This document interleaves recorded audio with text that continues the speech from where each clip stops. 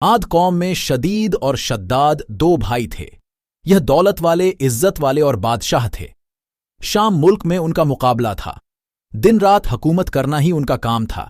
शदीद और उसके लोग अगरचे शिर्क की हालत में जीते थे, लेकिन वो बड़ा इंसाफ वाला था। उसके इंसाफ से शेर और बकरी एक जगह पानी पीते थे। कहा जाता है कि एक दिन उसकी अदालत में दो आदमी आए। उन दोनों ने अजीब हालात सुनाए। एक बोला कि मैंने इससे जमीन का एक टुकड़ा लिया है कीमत देकर, और उस जमीन पर अब मेरा कब्जा है। मैंने उस जमीन में खजाना पाया है, मैं इसको देना चाहता हूं, इसलिए कि यह खजाना इसी का है। दूसरा बोला, मैंने जमीन बेची है, इसलिए उसमें जो कुछ है सब उसी का है, इसलिए यह खजाना भी उसी का है। अब उसे लेना चाहिए, लेकिन यह हीला बहाना क्यों करता है, समझ में नहीं आता। शदीद ने पूछा कि तुम दोनों की कोई औलाद भी है? उन्होंने कहा, हां है, एक के पास बेटी है और एक के पास बेटा।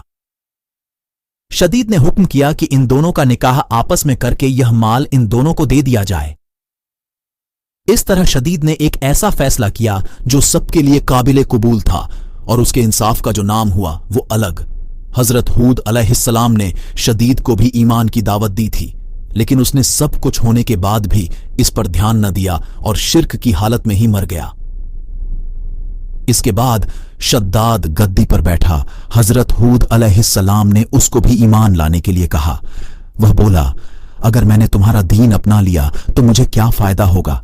हजरत हूद अलैहिस्सलाम ने फरमाया कि अल्लाह ताला तुम्हें इसके बदले में हमेशा हमेशा के लिए जन्नत देगा और तुम पर अपनी रहमत और मेहरबानी करेगा। शद्दाद बोला कि मैं भी जन्नत बनाऊंगा और दिन रात वहां ऐश से रहूंगा। फिर शद्दाद ने जन्नत बनाने का मजबूत इरादा कर लिया। उसने मुल्क के कोने कोने में आलिमों के पास पैगाम भेजा। उन्होंने हुक्म के मुताबिक सोना, चांदी, हीरे, जवाहरात भेजे और हुक्म दिया कि जितने मुश्क अंबर और मवारिद उसके हाथ आए वो सब जमा करके उसके पास लाया जाए। हर तरह का सामान जमा करने के बाद उसने एक खूबसूरत और मनमोहक जगह की तलाश शुरू की, और उसे वो जगह भी मिल गई। वो ऐसी जगह थी जहां की हवा भी जन्नत की हवा की तरह खुशबूदार थी। उसने उस जगह पर तमाम हीरे जवाहरात जमा कराए, बद्धे बद्धे तेज किस्म के कारीगर बुलवाए और इमारत की मजबूत से मजबूत नींव डलवाना शुरू कर दिया। उसकी दीवारों की लंबाई लोगों की सोच से ज्यादा ऊंची थी और चौड़ाई उसके कारीगरों के हिसाब से उस वक्त की सबसे चौड़ी थी। दीवारें आसमान को छूती थीं और उसकी चमक दमक चांद सूरज से भी ज्यादा थी। जब से दुनिया कायम हुई ऐसा मकान कहीं नहीं बना था। दीवारें उसकी सोने चांदी ईंटों से बनाई गई थी। छत उसकी सोने के पत्तों से सजाई गई थी। उसके सुतून खूबसूरत बिल्लौर से मजबूत किए गए थे। हर चीज बेहतरीन तरीके से सजाई गई। वहां की नहरों में रेत के बजाय अनमोल मोती बिछाए गए और उसके पेड़ों को सुर्ख सोने के फलों से लादकर मुश्क और अंबर की खुशबू से भर दिया गया।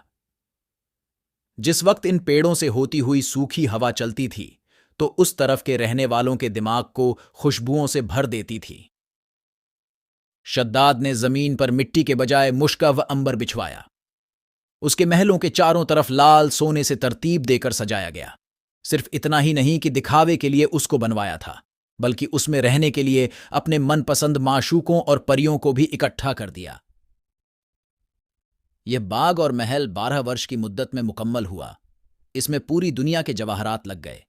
जब यह बनकर पूरा हो गया तो शद्दाद को खबर दी गई कि उसकी जन्नत तैयार है। शद्दाद की खुशी का ठिकाना न था। एक बड़ी फौज लेकर उस महल और जन्नत को देखने के लिए चला।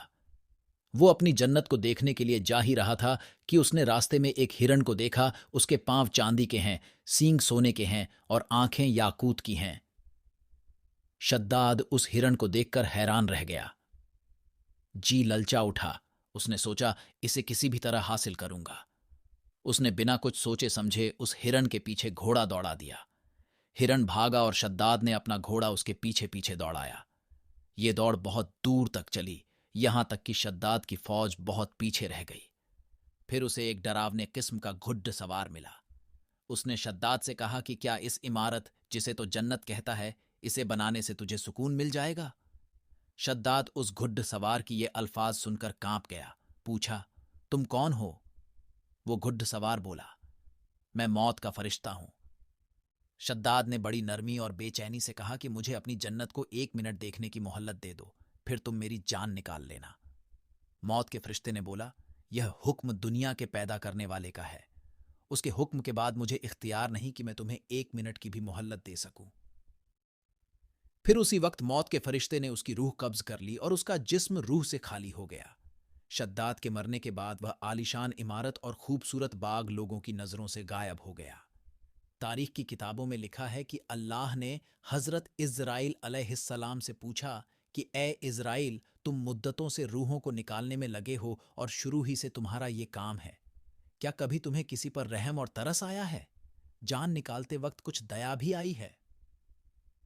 हजरत इज़राइल अलैहिस्सलाम ने बोला, ए खुदा, मैं तो सब पर ही दया करता हूं। अल्लाह ताला ने फरमाया, किस पर ज्यादा तरस तुम्हें आया? तब हजरत इज़राइल अलैहिस्सलाम ने यह किस्सा सुनाया कि एक दिन एक नाव को आपके हुक्म के मुताबिक मैंने तोड़ दिया और उसके तख्ते अलग अलग कर दिए। हवा का झोंका आया, नाव डूब गई और नाव वाले बिजली की तरह कुछ ही देर में खत्म हो गए। मगर एक औरत जिसके पेट में बच्चा था, उसको हुक्म के मुताबिक नाव के तख्तों को सहारा बनाकर बचा लिया। वह तख्ता फरिश्तों ने एक जजीरे में पहुंचा दिया। जिस वक्त एक लड़का उस औरत के पेट से पैदा हुआ तो मां बहुत परेशान हुई। आपका हुक्म हुआ कि मां की जान भी निकाल लो और अकेले उस लड़के को उसके पहलू में पड्डीरे रहने दो।